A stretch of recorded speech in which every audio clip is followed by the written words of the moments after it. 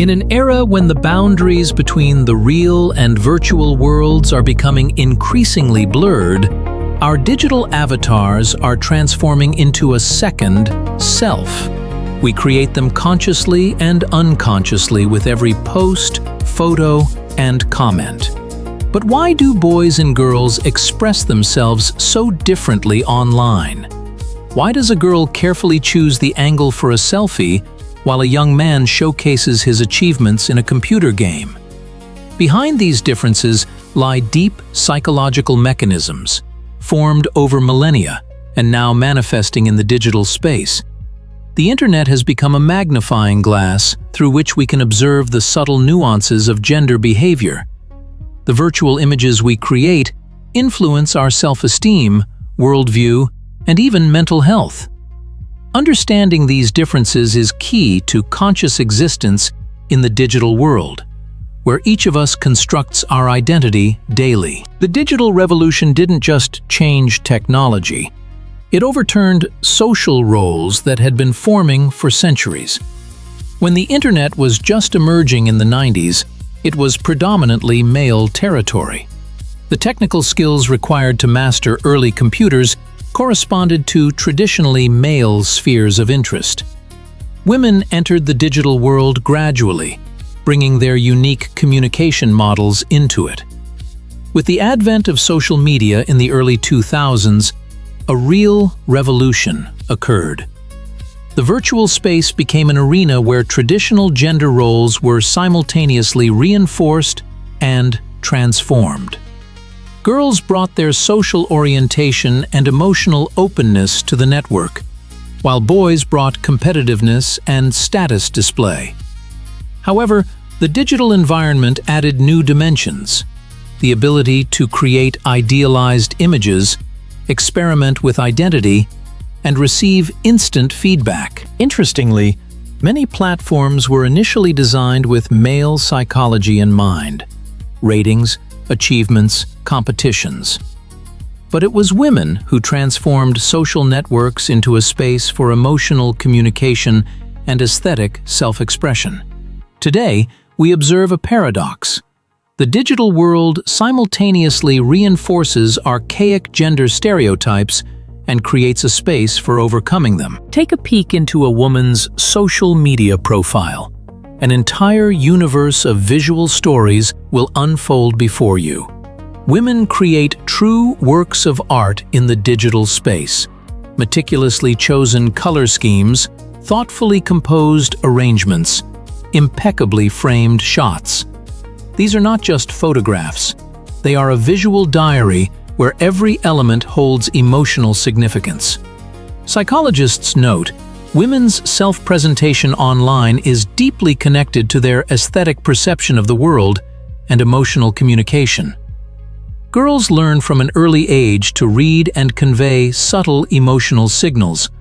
This ability is reflected in their digital profiles. Research shows that women are 3 times more likely than men to share personal experiences on social media, create elaborate emotional narratives, and use a richer palette of descriptions of their states.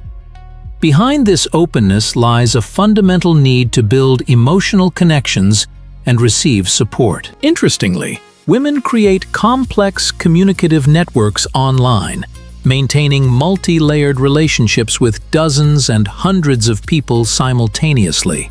The selection of photos for publication becomes a special ritual.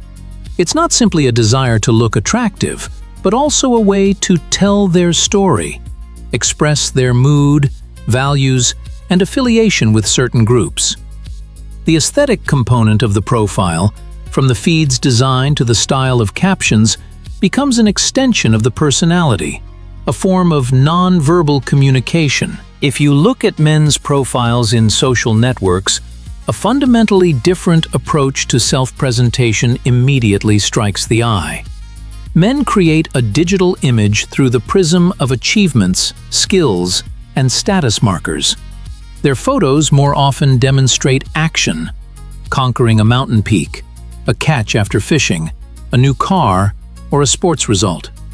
Behind this lies a deep psychological need to confirm their capability and competence.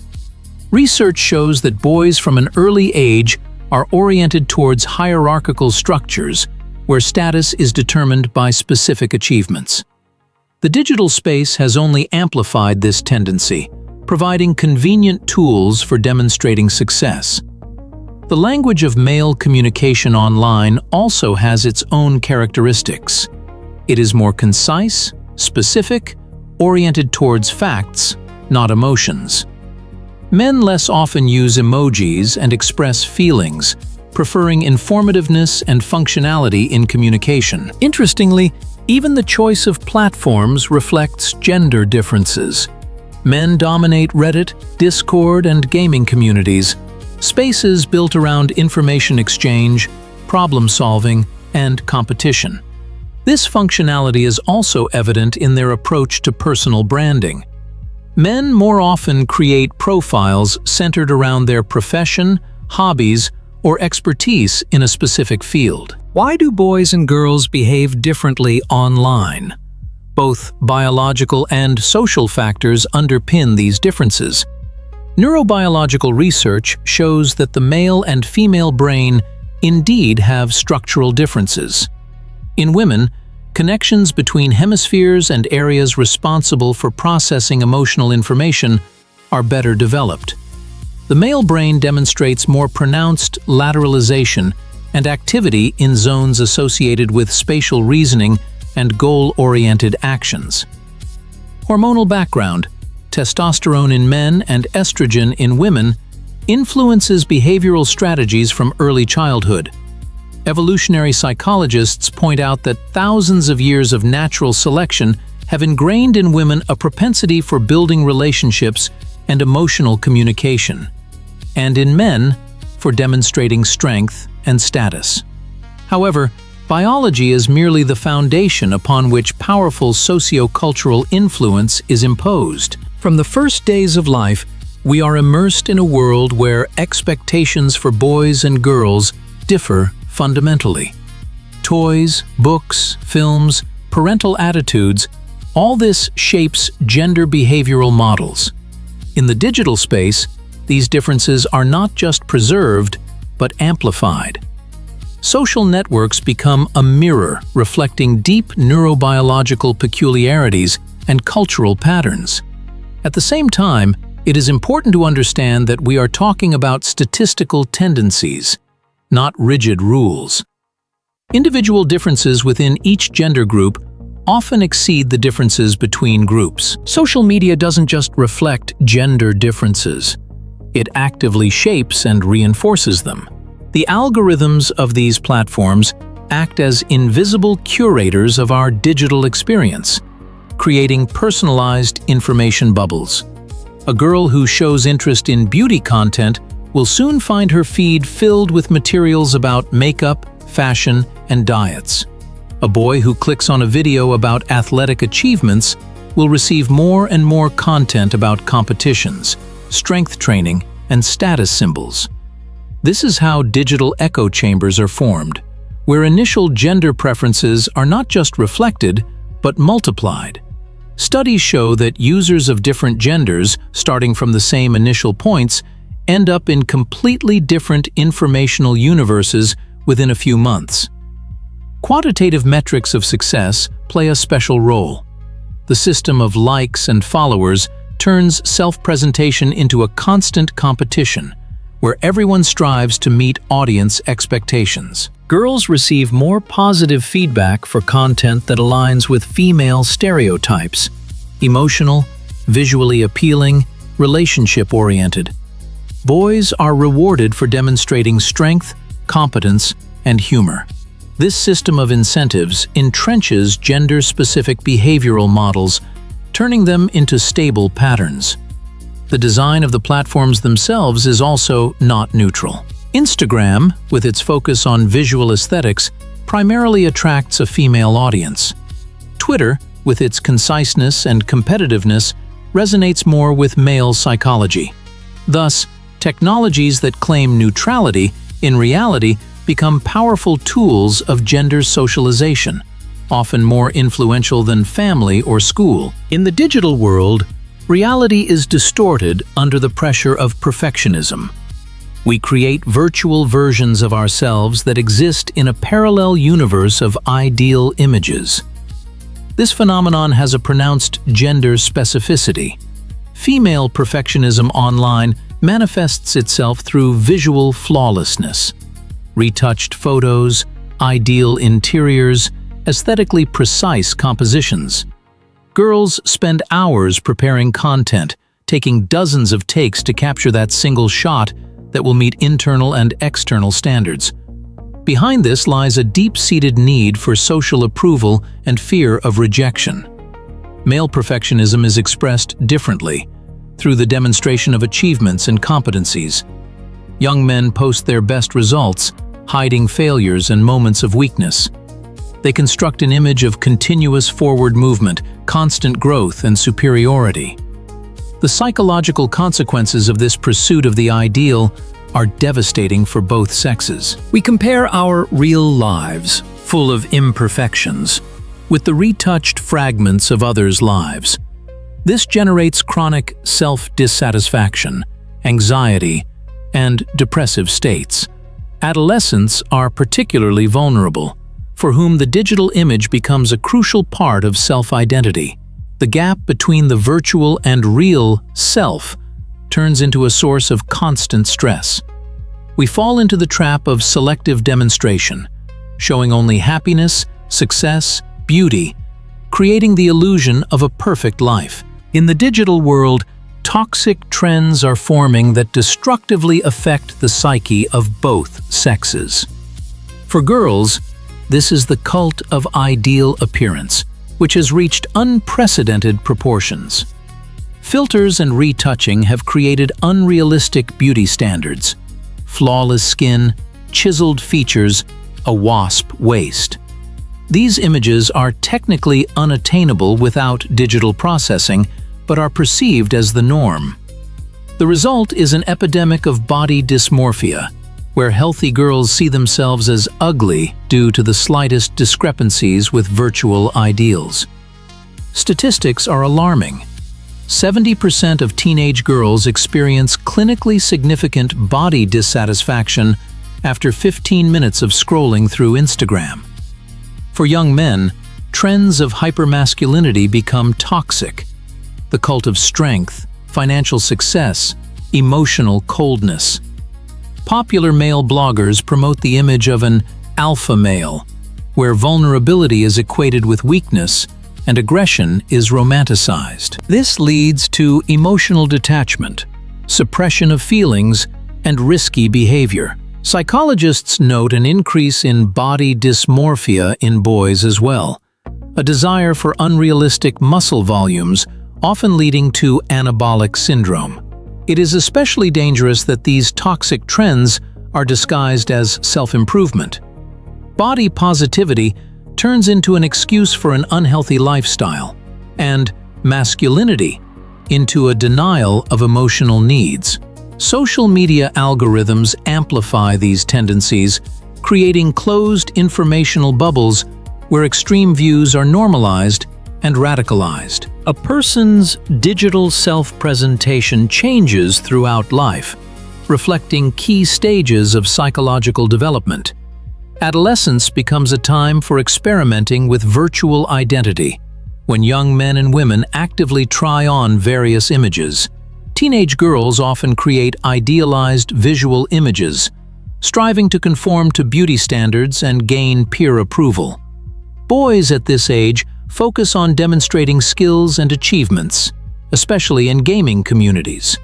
Between the ages of 15 and 19, there is a peak in the intensity of digital activity. Teenagers can spend up to 6 hours daily constructing their online personas. With the transition to young adulthood, a significant transformation occurs. Women, aged 20 to 30, often reorient their profiles toward professional achievements, although the visual component remains important. Men of this age begin to show greater emotional openness, especially in the context of romantic relationships or fatherhood. Interestingly, Gender differences become less pronounced in older age groups. After 40, both men and women show greater authenticity online, caring less about conforming to ideals and more about the substantive side of communication. Developmental crisis points, graduating from school, starting a family, changing careers, often trigger a radical reassessment of the digital image. Modern teenagers, unlike previous generations, grow up with an awareness of the long-term consequences of their digital footprint, which shapes a more cautious approach to self-presentation. The digital space has become a revolutionary environment for exploring gender identity beyond the traditional binary system. The internet has provided a unique opportunity for those who do not fit into classical notions of male and female to create a safe territory for self-expression. Transgender and non-binary people have found a voice here that was often suppressed in the physical world. Virtual reality allows for experimentation with self-presentation without immediate social consequences. A person can create an avatar that corresponds to their internal sense of gender, use preferred pronouns, choose a name that reflects their true identity. For many, this becomes the first step towards self-acceptance. Studies show that the online self-presentation of transgender people often stands out due to its particular awareness. Every element of the digital image is carefully thought out, becoming a means of asserting authentic identity. At the same time, unique support communities are formed, closed groups, forums, chats, where one can receive emotional help from those who are going through a similar journey. Non-binary users often create visual images that intentionally blur traditional gender markers. Their aesthetic becomes a kind of challenge to established notions of how men and women should look. Through creativity, blogs, and video content, they form a new language of self-expression that expands our understanding of the gender spectrum. How then to build a healthy relationship with the digital world, where every post becomes a part of our identity? Let's start with mindfulness, the first step towards psychological well-being online.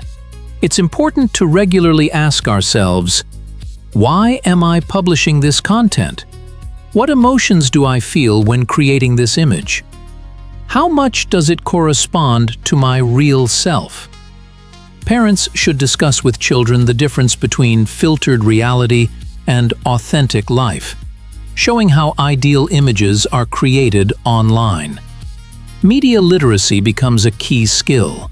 The ability to critically analyze content, recognize manipulation, and understand how algorithms work. An effective strategy is regular digital detoxes, when we completely disconnect from social media for a day or a weekend, re-establishing our connection with physical reality.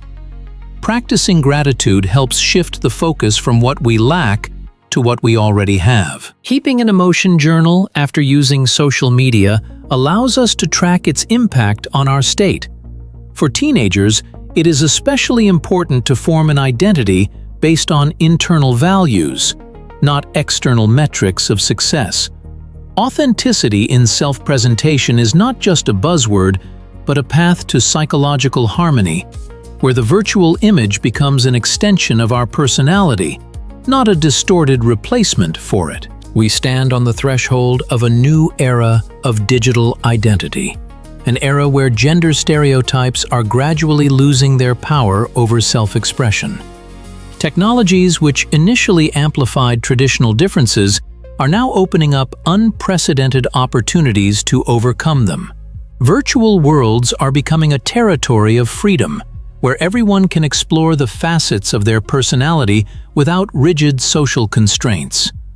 Already, we are witnessing the emergence of platforms that purposefully reject algorithms reinforcing gender stereotypes. A new generation of social networks is experimenting with interfaces where a user's gender does not determine recommended content. Digital space designers are increasingly considering inclusivity, creating environments comfortable for people of any gender identity. Remarkably, It is metaverses, entirely artificial worlds that can become the place for the most natural self-expression. Here, physical limitations disappear, allowing experimentation with appearance, behavior, and social roles. Avatars become not just digital copies, but embodiments of our deepest conceptions of ourselves. However, technological freedom requires mindfulness. Each of us is responsible for our digital footprint, for the images we broadcast to the world. Critical thinking and emotional intelligence become necessary skills for navigating a world where the virtual and the real intertwine ever more closely. The future of digital identity is a balance between freedom of self-expression and a deep understanding of technology's influence on our psyche. It is a world where diversity is welcomed, not suppressed by algorithms. A world where everyone can find a community of like-minded individuals without feeling pressured to conform to rigid patterns.